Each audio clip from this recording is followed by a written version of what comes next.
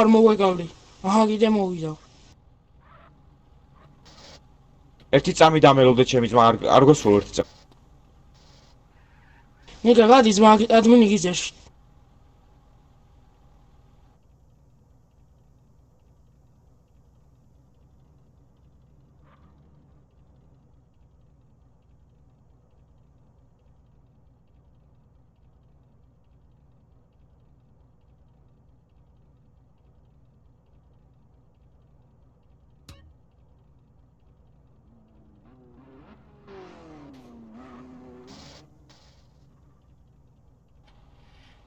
მომისმინე ჩემი ძმა.